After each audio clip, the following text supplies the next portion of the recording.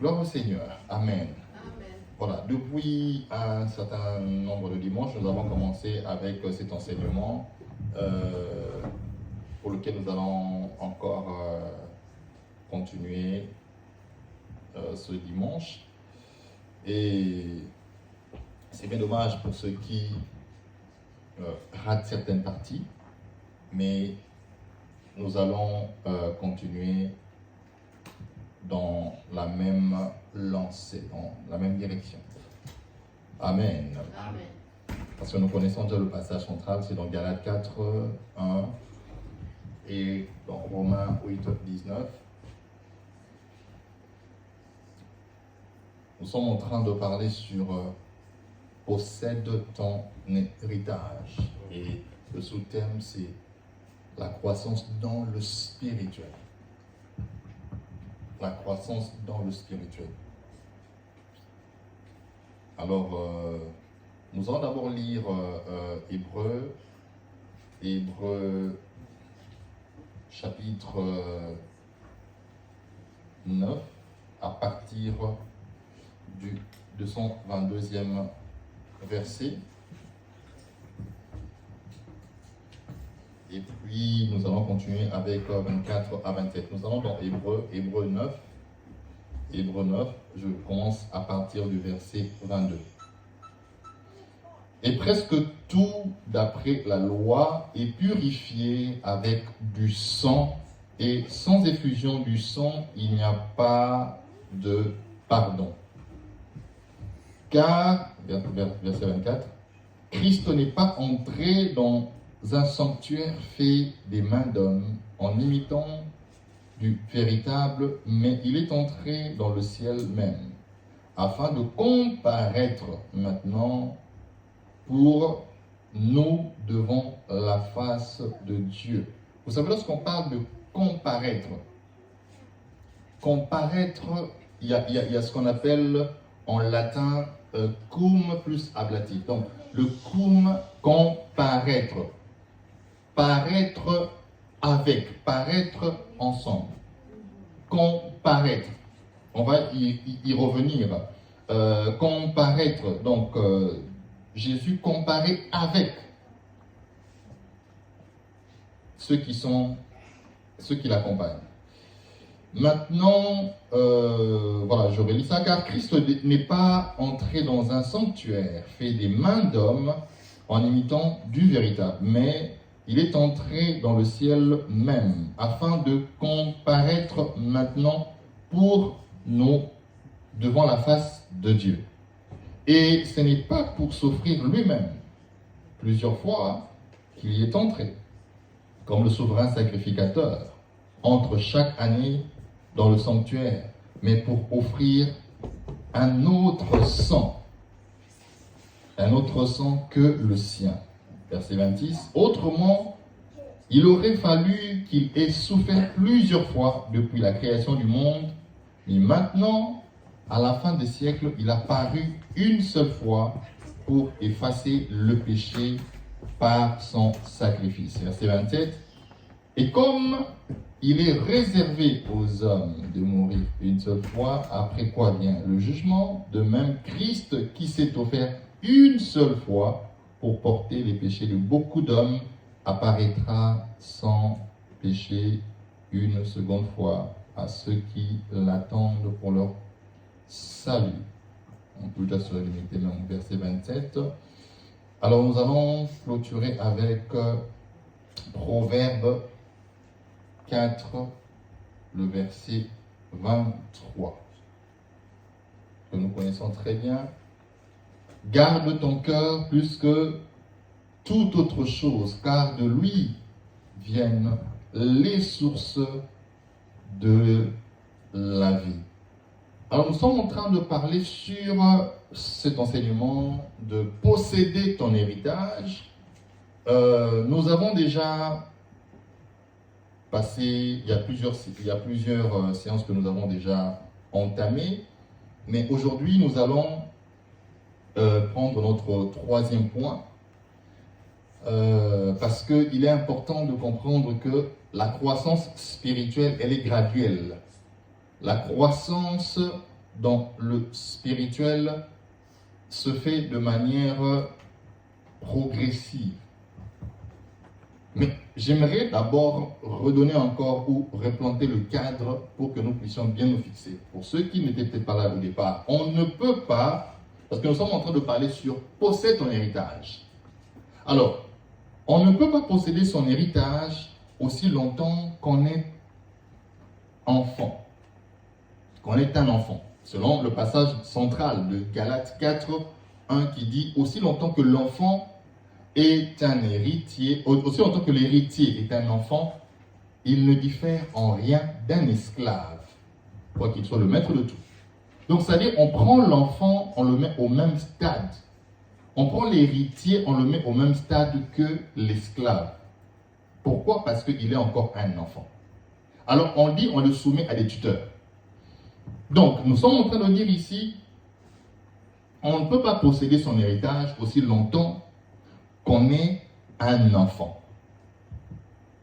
Et il faudrait quitter d'abord l'étape d'enfant pour entrer à l'âge de la maturité.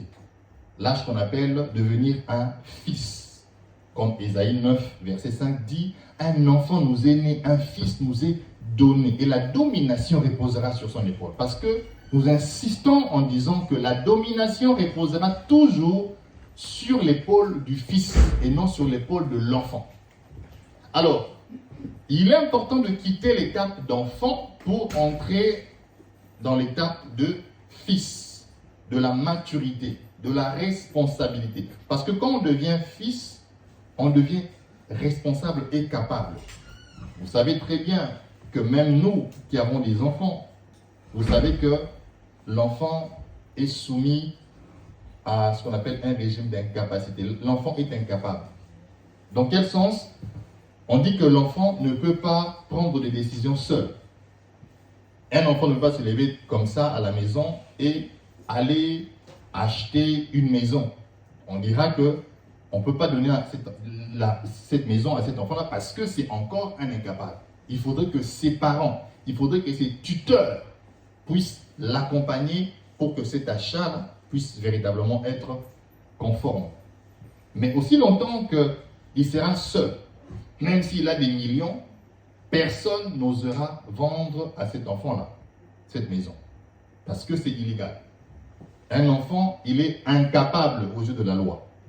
Et c'est comme ça que l'apôtre dit, aussi longtemps que l'héritier, qui a beaucoup de biens, qui a beaucoup de capacités, qui a beaucoup de potentiel, mais aussi longtemps qu'il est encore un enfant, il ne peut pas les utiliser. Je parle à quelqu'un? Parce qu'il est encore un enfant. Mais, nous sommes en train de dire ici dans le cadre de cet enseignement, il faudrait quitter l'étape d'enfant pour devenir fils. Parce que quand on devient fils, c'est là maintenant qu'on peut commencer à gérer. Alléluia. Amen. Quand on devient fils, c'est là où on peut commencer à ordonner. Parce que la Bible déclare que la nature attend la révélation des fils de Dieu. Pas du fils, mais des fils de Dieu. Jésus était fils unique, mais il n'est plus fils unique. Après la mort et la résurrection de Jésus, Jésus avait plusieurs frères qui sont comme lui désormais, qui agissent comme Jésus, qui peuvent dire aussi, mon père agit, moi aussi j'agis. Mais seulement, il faudrait que ces fils deviennent véritablement fils. S'ils sont toujours enfants, ils auront des héritages spirituels mais qu'ils ne pourront jamais utiliser. Ils auront des potentiels spirituels mais qu'ils ne vont jamais déployer. Parce qu'ils sont encore des enfants.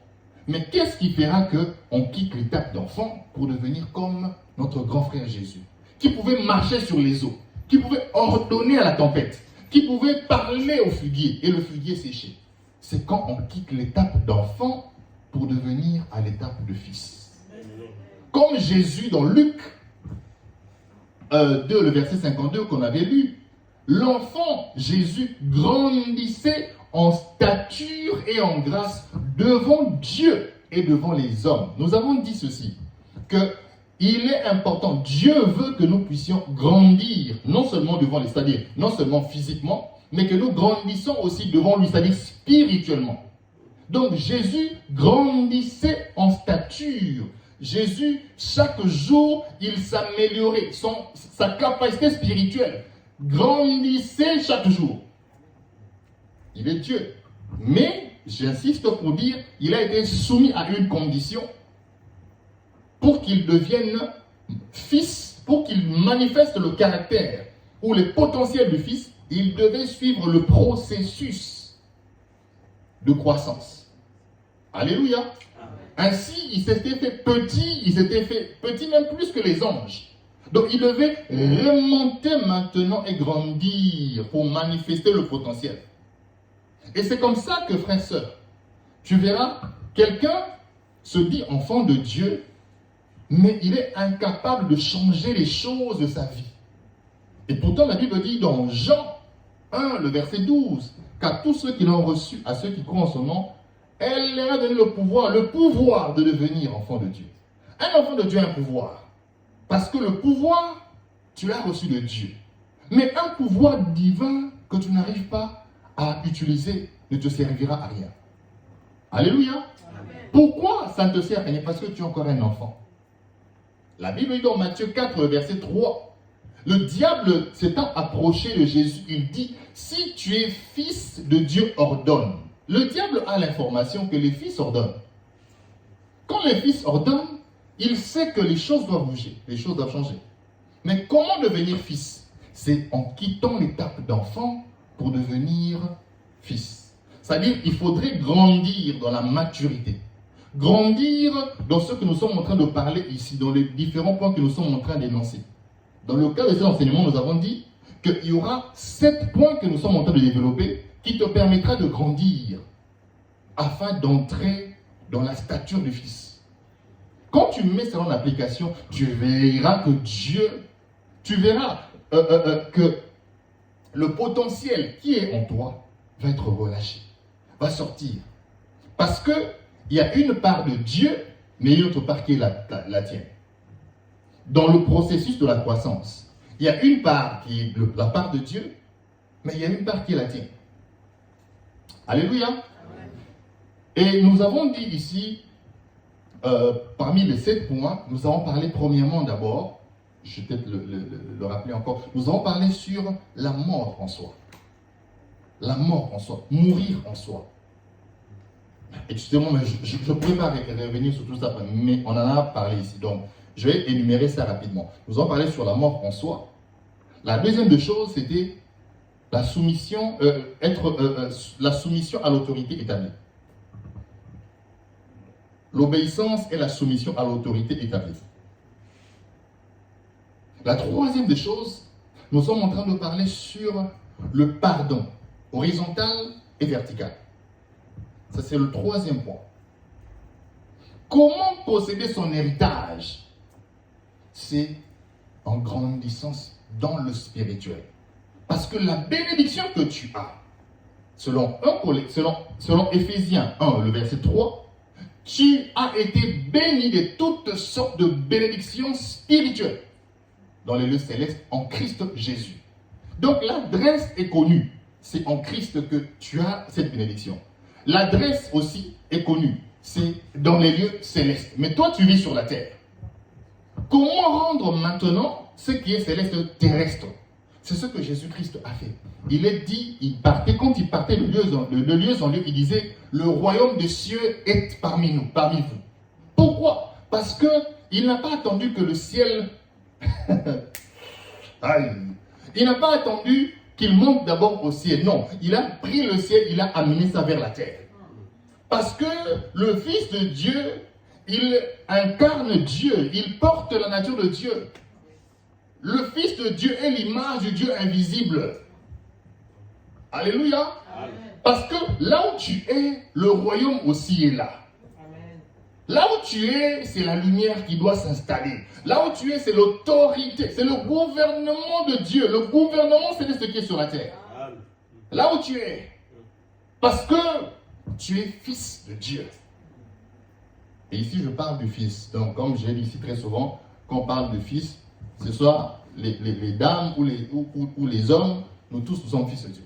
Amen. Dans la notion de l'esprit, dans la hiérarchie des esprits, Bref, je n'entre pas dans ça. Mais sache que ton esprit, ce n'est pas un esprit femme ou un esprit homme. L'esprit, on parle du Fils. Alléluia. Amen. Voilà. Alors, ici, nous allons parler sur notre troisième point. Ce sera le pardon horizontal et vertical. Quand on entre dans l'applicabilité, dans l'application de ce troisième principe, ça nous prend quelque part et ça nous élève encore spirituellement.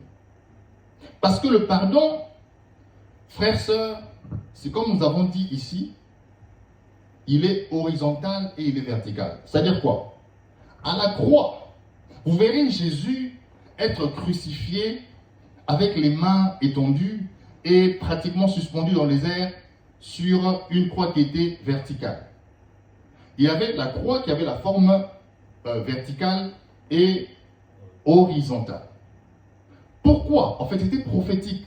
C'était pour dire que ce qui se passait à Golgotha, il y avait une réconciliation entre le ciel et la terre.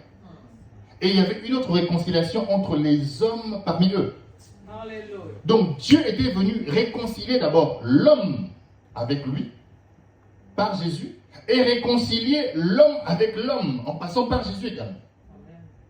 Donc c'est important de comprendre que le pardon a deux directions.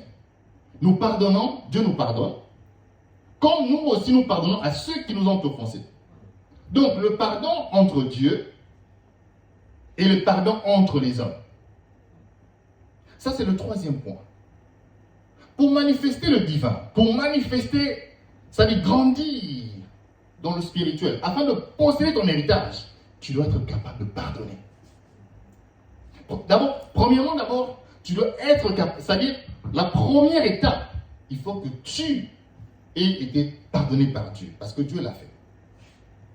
Il a pardonné, il a dit, Père, pardonne-leur car ils ne savent pas ce qu'ils font. Jésus t'avait déjà pardonné. Mais il faut recevoir ce pardon-là.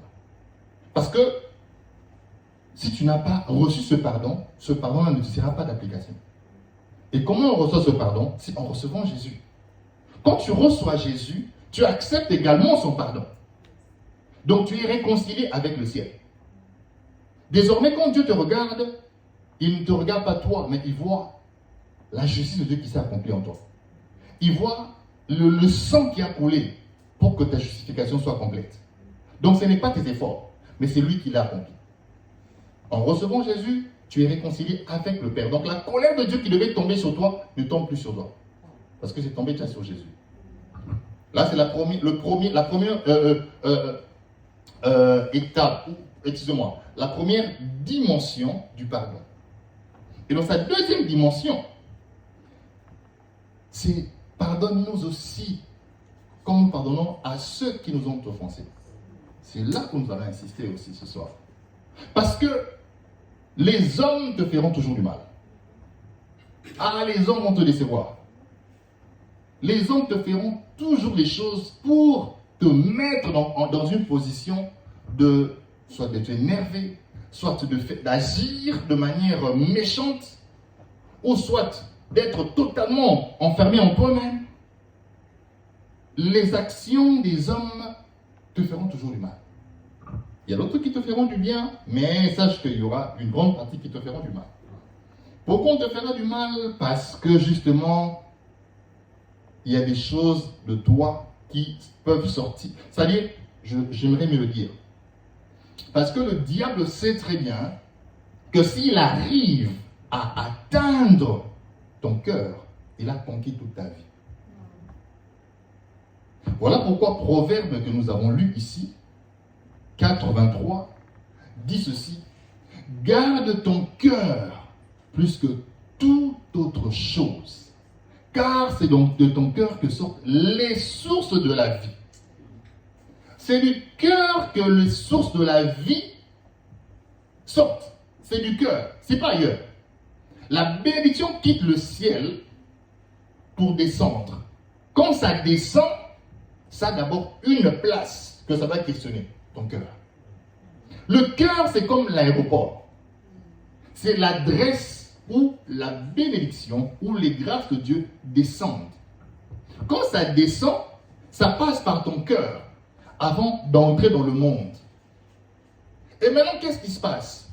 Lorsque ton cœur est en mauvais état, c'est comme un aéroport qui est troué, qui est montagneux, c'est-à-dire un aéroport qui est comblé de toutes sortes de choses, des voitures qui sont dedans, des carcasses.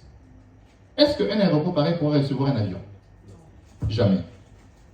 Avant que l'avion ne puisse atterrir dans un aéroport, il faudrait que la piste soit en très bon état et puis dégagée. Mais qu'est-ce qui se passe maintenant? Lorsque le diable veut bloquer ce processus-là, il veut t'empêcher d'abord de grandir spirituellement et de posséder ton héritage, il vient placer des fardeaux dans ton cœur. Il vient créer des combats. Il vient créer des humiliations. C'est-à-dire, les hommes se lèvent contre toi. Le but, c'est qu'il veut atteindre ton cœur. Parce qu'il sait que s'il a vaincu ton cœur, ta vie ne pourra jamais produire quelque chose de concret. C'est du cœur que sortent les sources de la vie. Les sources de la vie. Donc la force de ton travail sort de ton cœur. La force de ton mariage, ça sort de ton cœur. La force de faire grandir tes enfants, de la croissance ou d'éducation de tes enfants sort de ton cœur. La force d'entretenir, d'entreprendre des produits, ça sort du cœur. Quand le cœur est en bon état, c'est ta vie qui sera prospère. Si le diable veut t'atteindre, il veut bloquer ta vie, il va toujours attaquer le cœur. Il ne passera pas par autre chose. Alléluia. Et avant d'abord de rentrer encore plus en profondeur par rapport au cœur, parlons d'abord de l'autre aspect du pardon, c'est-à-dire le pardon vertical. Le pardon de Dieu envers les hommes. Dieu a pourvu à ce pardon-là. Parce que, figurez-vous que dans la haute spiritualité, au-dessus de toute forme de spiritualité, c'est Dieu lui-même qui trône. Mais maintenant, pour accéder devant Dieu, il y a une seule porte, une seule adresse. C'est Jésus. Mais maintenant, comment passer par Jésus pour atteindre Dieu? C'est en respectant la procédure. C'est en respectant ce que Dieu lui-même a dit. Alléluia. Amen. Quand l'homme était séparé d'avec Dieu par le péché, Dieu avait pris une loi en lui-même. Il a dit, sans effusion de sang, il n'y a point de pardon de péché. Ça, c'est Dieu lui-même. La loi est sortie de lui-même. Nous avons lu ça dans Hébreux 9, 22 déjà. Alors, pour que Dieu soit satisfait dans sa justice, il fallait que le sang puisse couler. Vous savez, dans la haute spiritualité, comme je dis, pour être assis dans la spiritualité la plus élevée, il faut qu'il y ait des sacrifices, du sang. Alléluia. Amen. Voilà pourquoi vous verrez même dans des pratiques des plusieurs, voilà, les occultes, les sorciers dans un niveau élevé, pour monter en grade, ils doivent faire couler le sang. Pour commencer à vraiment monter dans la spiritualité, il faudrait que le sang coule. Parce que si le sang ne coule pas, il n'y a pas d'ascension spirituelle. Il n'y a pas de montée spirituelle. Alléluia. Amen. Mais maintenant bon, je n'ai pas le détail comment ça se passait dans l'Ancien Testament. Je vais directement droit au but parce que le temps est en train de courir. Mais en particulier, tu peux me poser la question, je te répondrai. Ce qui s'est passé, il fallait que Dieu soit satisfait définitivement dans sa colère ou voilà, par rapport à sa justice. La seule chose qui devait satisfaire le cœur de Dieu, c'était le sang. Le sang pour pouvoir accepter encore l'homme dans sa présence. Parce que quand l'homme est près de Dieu, l'homme est puissant. Pourquoi? Parce que Dieu dégage la puissance. Dans sa présence, il y a la puissance qui sort. Donc quand tu rentres dans sa présence, tu deviens puissant toi aussi. Alors qu'est-ce qui a rendu l'homme faible? L'homme s'était détaché de Dieu. Alléluia. Amen. Mais maintenant, pour reprendre cet homme et le replacer dans sa présence, il fallait qu'un sang puisse être présenté.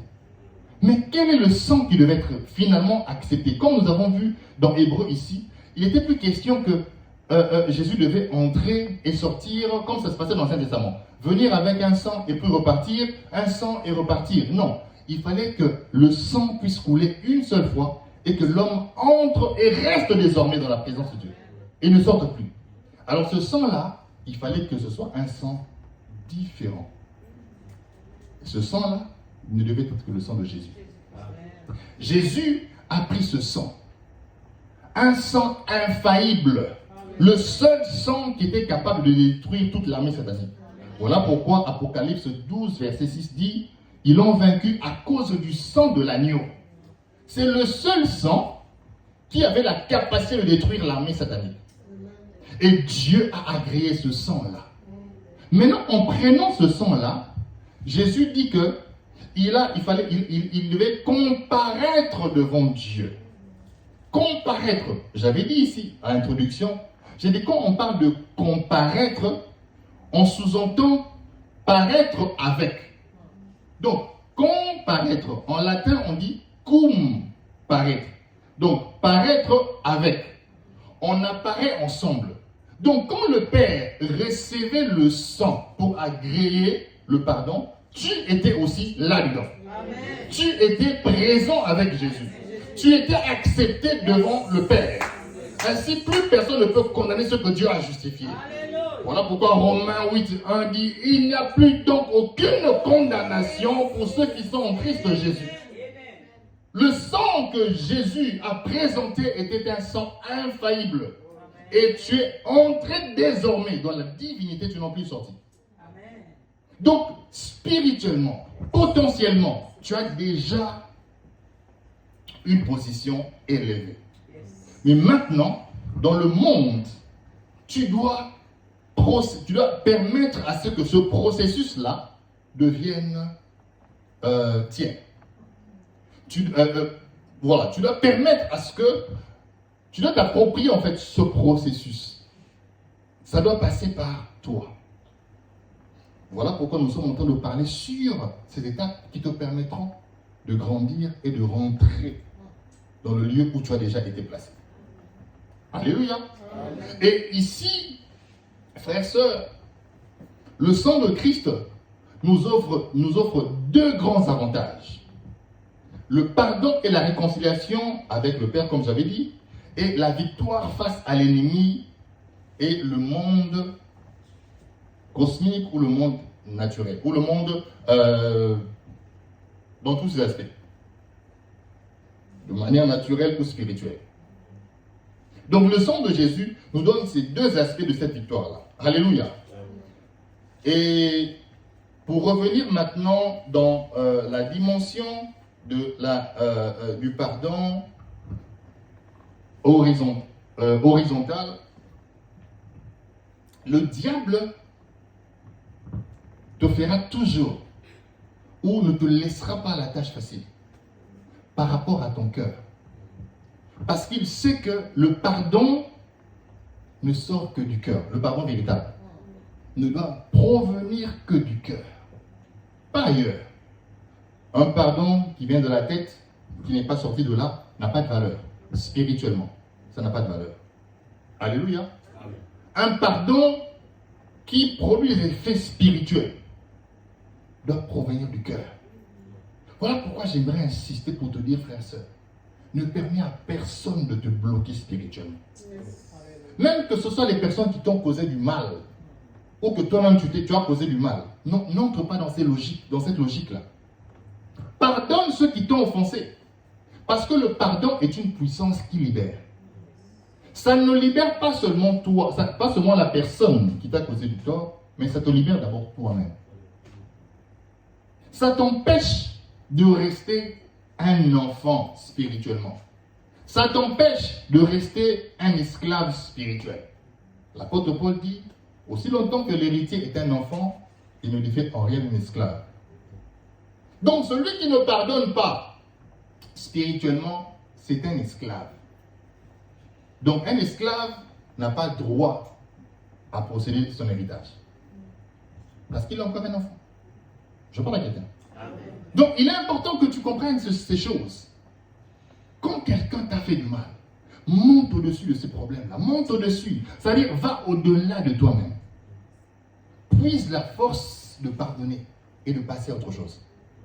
Que ce soit un vieux souvenir, mais que ça ne laisse pas des traces dans ton cœur. Quand tu y penses, ça te déstabilise. Quand tu penses, ça te met en colère. Quand tu penses, ça t'enlève la joie de vivre. Non, là tu es encore esclave. Là tu es encore sous la prison de ce problème-là. Et là le diable se réjouit parce que tu n'évolues pas spirituellement. Parce que tu ne grandis pas. Les mauvaises expériences du passé ne peuvent pas te bloquer dans cette prison-là. Non, c'était des mauvaises expériences. Laisse ça dans le passé. Ne vous souvenez plus des événements. Passé déclare la parole. Ne porte pas ce problème comme si ta vie devait dépendre simplement de ce problème-là. Non, le meilleur est à venir. Le meilleur est devant toi. Ne porte pas cette charge-là. Il y a une bonne adresse. On t'a indiqué pour porter ces fardeaux-là. C'est au pied de Jésus. Il dit, venez seulement vous tous qui êtes fatigués et chargés. Et je vous donnerai du repos. Parce que la bénédiction, écoute-moi très bien, la bénédiction de Dieu a des yeux. Ça ne part que là où il y a la paix. Pas là où il y a le trouble. Ça ne marche pas de pair. Voilà pourquoi Jésus, après sa résurrection, la première des choses qu'il dit aux disciples, Shalom, que la paix soit avec vous. Parce que la paix, c'est la première étape. C'est la première condition afin d'accéder dans ses grâces spirituelles. Afin d'accéder afin de relâcher son potentiel spirituel. C'est la paix que tu as envers Dieu et envers toi-même et envers les hommes. Ne permets à personne d'ôter cette paix-là. Voilà pourquoi la Bible dit, garde ton cœur. Ce n'est pas quelqu'un d'autre qui va le garder. Ce n'est pas Dieu qui fera cela.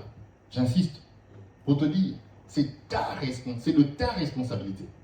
Voilà pourquoi j'ai dit, il y aura une part que Dieu fera, mais il y a une part qui sera de ta responsabilité.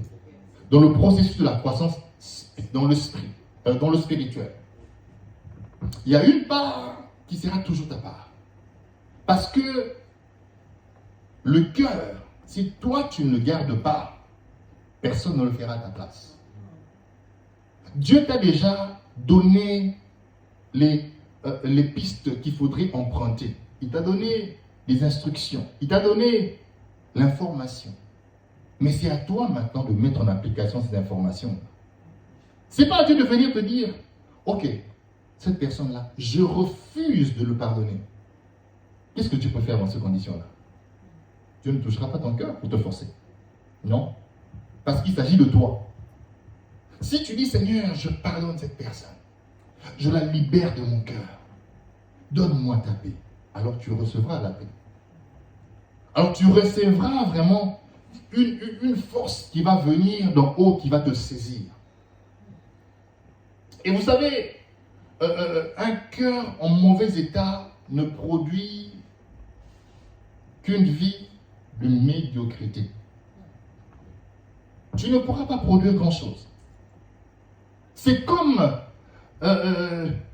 quelqu'un qui prend un œuf d'une poule et au lieu de laisser la poule couver son œuf afin que de cet œuf sorte un poussin, il prend cet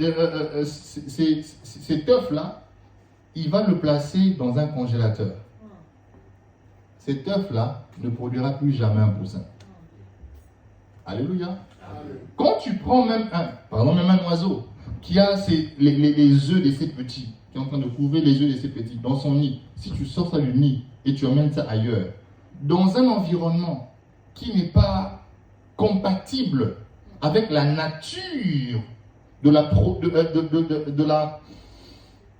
la croissance ou de l'évolution de la vie qui est dedans, de l'œuf,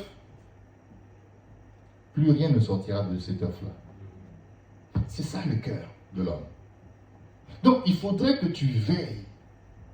C'est de ta responsabilité.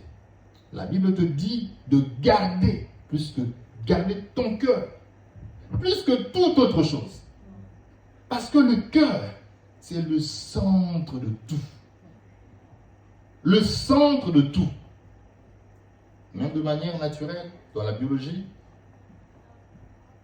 dans l'anatomie de l'homme, vous verrez que le cœur, c'est un instrument très important dans l'organisme humain. Si le cœur n'arrive plus à distribuer le sang dans le corps, c'est que ce corps-là est déjà mort. Alléluia. C'est que le corps est mort. Voilà pourquoi l'apôtre Proverbe nous dit de garder ce cœur, de prendre soin de ce cœur-là. Et ici également, il est important de comprendre que un mauvais cœur ne produit pas des bons résultats non plus.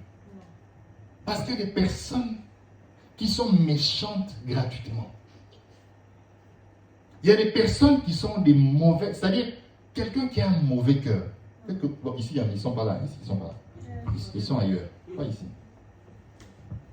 Mais n'avez-vous jamais entendu ou jamais vu quelqu'un qui, tu constates vraiment que, mais cette personne, elle a un mauvais cœur. Elle ne supporte pas de voir les autres être heureux ou heureuses. Elle ne supporte pas. Elle est, ou c'est une personne qui crée toujours, c'est-à-dire quand les autres souffrent, la personne se réjouit. La personne se réjouit. Donc, quand le malheur atteint les autres, la personne se réjouit dans le malheur des autres. Je vais vous dire ça en lingala, mais je dis ça en français. Tu as un mauvais cœur. Alléluia. Et ça, c'est quelque chose qu'il faudrait il faudrait se regarder devant le miroir de Dieu pour te dire, est-ce que j'ai un mauvais cœur? Est-ce que j'ai un mauvais cœur? Il y a des hommes qui ont des mauvais cœurs par rapport à leurs épouses. Il y a des épouses qui ont des mauvais cœurs vis-à-vis de l'homme. C'est-à-dire, je ne dirais même pas qu'elle a un mauvais cœur vis-à-vis de son mari. Peut-être qu'il était déjà il avait déjà un mauvais cœur avant, ou elle avait déjà un mauvais cœur avant son mariage. Mauvais cœur, même parent, envers des enfants. Un parent méchant. Non, moi j'ai souffert dans ma vie. Mes enfants, je dois souffrir. Mais tu es un sorcier. Tu es un sorcier. Tu es un sorcier. Jésus a payé le prix pour que nous ne puissions plus jamais souffrir. Le châtiment qui nous donne la paix était retombé sur lui. Donc lui a payé le prix pour que nous ne puissions plus souffrir. Il a porté les épines, cette couronne d'épines là, et le sang coulé de sa tête pour que toi tu ne puisses plus jamais avoir de problème de la tête. Il a payé le prix, il a payé ça. Et comment toi, parent, tu vas avoir un mauvais cœur avec tes enfants? Non, il ne faut pas donner ça. Mais non, vous savez quoi? Moi, je marchais à pied des kilomètres. Hein. Vous aussi, vous devez. C'est quoi cette histoire? C'est de la sorcellerie. J'ai envie de dire à ton voisin que c'est de la sorcellerie, mais je ne ferai pas ça. Alléluia. Très, très important d'avoir, de regarder son cœur, c'est-à-dire d'observer l'état de son cœur, d'analyser l'état de son cœur, s'observer soi-même. Comment je réagis quand les autres prospèrent? Comment je réagis quand du bien arrive aux autres? Est-ce que je sens, ça me dérange, ça me rend mal à l'aise? Vous savez, l'alcool ne fait du mal que là où il y a la plaie. Alléluia. Amen. L'alcool ne fait du mal que là où il y a la plaie. Amen. Si tu constates que les autres, quand ils sont heureux, quand les autres progressent, avancent, et que toi, ça commence à te déranger de manière à perdre ton sommeil, sache que tu as un problème avec ton cœur. Amen. Donc, c'est le principe, c'est le même phénomène, ou c'est le même principe qui se passe lorsque il y a une plaie et qu'on place, on place l'alcool dessus, il y a la douleur. Donc ton cœur, tu dois la mettre devant Dieu. Dis Seigneur, change, donne-moi un bon cœur. Donne-moi des bonnes prédispositions. Je ne veux pas être jaloux, je ne veux pas être jalouse. Je ne veux pas être méchante à ce point. Alléluia. Les blessures non guéries. Les blessures non guéries te bloquent quelque part. Dans le spirituel, tu es bloqué. Tu ne pourras pas avancer. Et il faut être guéri de ça. Il te faudrait faire un travail de profondeur.